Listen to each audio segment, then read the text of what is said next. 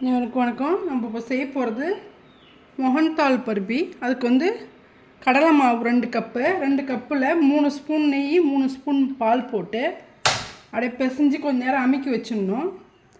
அமுக்கி வச்சுட்டா இது மாதிரி இருக்கும், கொஞ்சம் பொறி பொரியாக. இதை இந்த கப்பால் 2 கப்பு மாவு, 3/4 கப்பு நெய் போட்டுக்கணும். இதால் 1.5 கப்பு சர்க்கரை. நெய் நல்லா சூடாகட்டும்.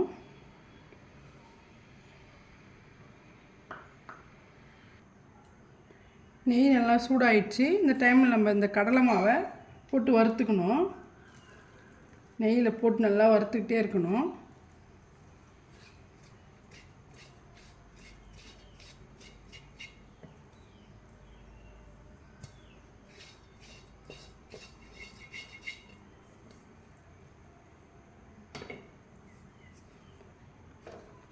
நெய்யில் நல்லா கடலை மாவு கலர் சேஞ்ச் ஆகிற வரைக்கும் வறுத்துக்கணும்.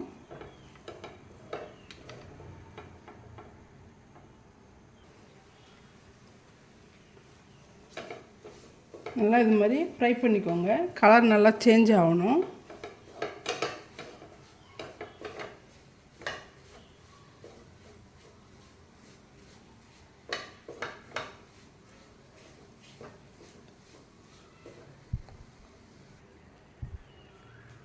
வறுக்க இது மாதிரி நல்லா மெல்ட் ஆகிடும். நெய்யிலே வறுத்துக்கிட்டே இருந்தால் கலர் நல்லா சேஞ்ச் ஆகும். இதை வறுத்துட்டு இருக்கும்போது கொஞ்சம் கலர் சேஞ்ச் ஆனதும் ஒரு 1/2 டம்ளர் பால் கொஞ்சம் கொஞ்சமாக ஆட் பண்ணணும். நல்லா கலர் சேஞ்ச் ஆகட்டும்.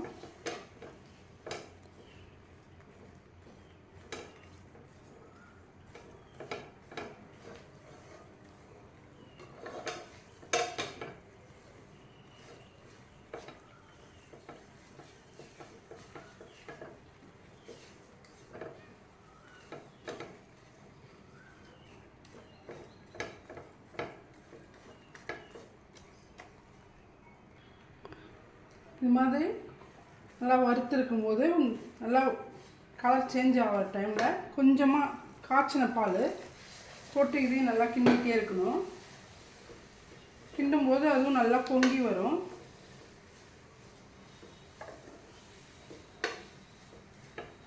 இன்னும் கூட கொஞ்சம் போட்டுக்கலாம். சூட்டில் போட்டு கிண்ட நல்லா அதுவும் பொங்கி நல்லா ரவை பதத்துக்கு வரும்.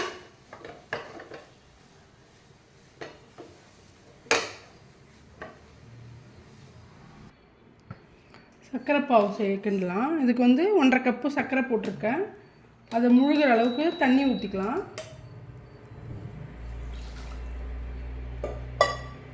தண்ணி ஊற்றிட்டு நல்லா கிண்டிகிட்டே இருக்கலாம். சர்க்கரை பாவு கொதிக்கும் போதே நம்ம ஒரு 2 ஏலக்காய் தட்டி அதில் போட்டுக்கலாம்.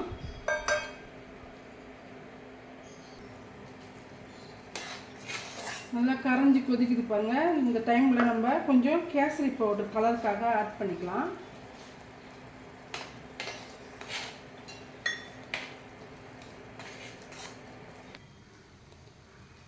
நல்லா சர்க்கரை பாகு நம்ம பதத்துக்கு கொதிஞ்சிச்சு.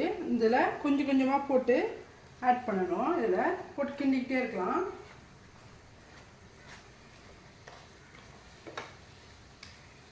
ஒரு கம்பி பதம் வந்ததும் நம்ம சர்க்கரை பாகு எடுத்துடலாம்.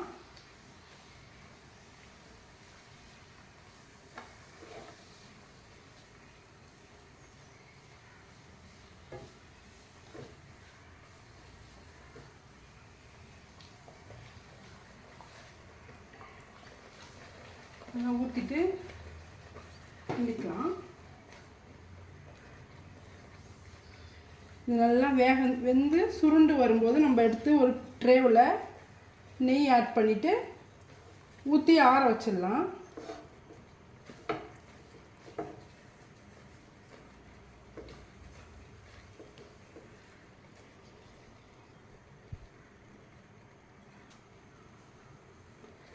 பாருங்க நல்லா சுருண்டு வருது, கடாயில் ஒட்டாமல். இன்னும் கொஞ்சம் வரட்டோன்னு நம்ம எடுத்து ட்ரேவில் ஊற்றிக்கலாம்.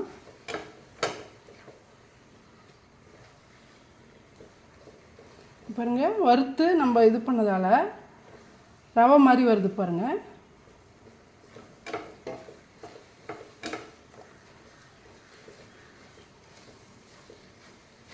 ஈஸியாக செய்கிற பர்ஃபி இது, நல்லா டேஸ்ட்டாகவும் இருக்கும்.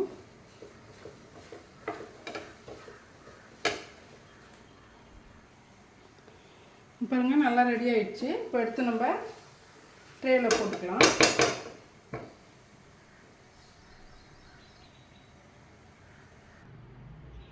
ட்ரேவில் போட்டாச்சு. ட்ரேவில் போட்டு நல்லா இது மாதிரி எல்லாத்தையும் ப்ரெஸ் பண்ணி விடலாம்.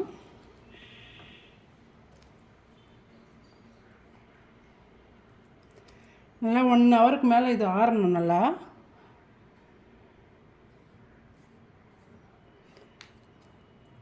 மோகன்தால் பர்ஃபி ரெடி ஆகிடுச்சு. ஆறுனதுக்கப்புறம் கட் பண்ணிக்கலாம். இந்த வீடியோ பிடிச்சிருந்தா லைக் பண்ணுங்கள், ஷேர் பண்ணுங்கள், கமெண்ட் பண்ணுங்கள், சப்ஸ்கிரைப் பண்ண மறக்காதீங்க. நன்றி. பாருங்கள் கேக் நல்லா சூப்பராக வந்திருக்கு, சாஃப்டாகவும் இருக்குது பர்ஃபி. இந்த வீடியோ பிடிச்சிருந்தா லைக் பண்ணுங்கள், ஷேர் பண்ணுங்கள், கமெண்ட் பண்ணுங்கள், சப்ஸ்கிரைப் பண்ண மறக்காதீங்க. நன்றி. அனைவருக்கும் வணக்கம். நம்ம இப்போ செய்ய போகிறது ஜவ்வரிசி வடை. அதுக்கு வந்து ஜவ்வரிசியை ஒரு அரை மணி நேரம் தண்ணியில் ஊற வச்சா, இது மாவு ஜவ்வரிசி, ஊற வச்சா நல்லா இது மாதிரி ஊறி பொல பொலன்னு இருக்கும். இதில் வந்து நம்ம ப்ரெட்டு உருளைக்கிழங்கு போட்டு செஞ்சோம். இப்போ ப்ரெட்டு பாருங்கள், இதை தண்ணியில் நனைச்சி புழிஞ்சி போடலாம். ப்ரெட்டை இது மாதிரி தண்ணியில் நனைச்சி எடுத்துகிட்டு வந்தேன். அதுக்கப்புறம் கொஞ்சம் வந்து இந்த வேர்க்கடலை இருக்குது பாருங்கள், அதை வந்து வறுத்து பொடி பண்ணி அது கொஞ்சம் போட்டுக்கோங்க. இது 1 கப் அளவுக்கு. இஞ்சி, பச்சை மிளகாய், ஆனியன் கொஞ்சம் போட்டுக்கலாம். கொஞ்சமாக மல்லித்தழையும் கருவேப்பிலையும். இந்த டிஷ்ஷுக்கு தேவையான உப்பு போடலாம்.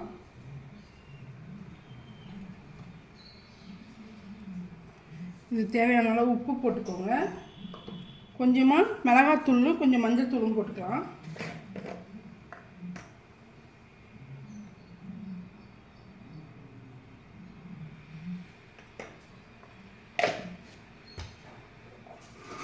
கொஞ்சம் மஞ்சள் தூள் போட்டுக்கலாம். போட்டுட்டு இது எல்லாத்தையும் நல்லா இது மாதிரி மிக்ஸ் பண்ணிடுங்க.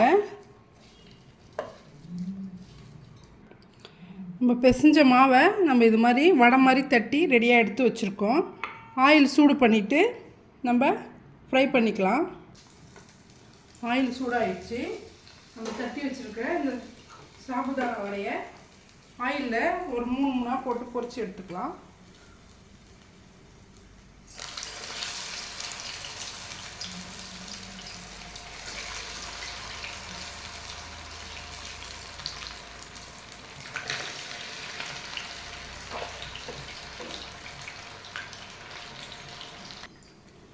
நல்லா கிறிஸ்பியாக சிம்மில் வச்சு வேக வைங்க. உள்ளே சாஃப்டாகவும் வெளியில் கிறிஸ்பியாகவும் இருக்கணும். இந்த ப்ரெட்டை வந்து நம்ம தண்ணியில் நினச்சி போகிறதால சாஃப்ட்னஸ் கொடுக்கும், டேஸ்ட்டும் கொடுக்கும். சுவையான ஜவ்வரிசி வடை, சாபுதானா வடைன்னு சொல்லுவாங்க, ரெடி ஆயிடுச்சு. இந்த வீடியோ பிடிச்சிருந்தா லைக் பண்ணுங்கள், ஷேர் பண்ணுங்கள், கமெண்ட் பண்ணுங்கள், சப்ஸ்கிரைப் பண்ண மறக்காதீங்க. நன்றி.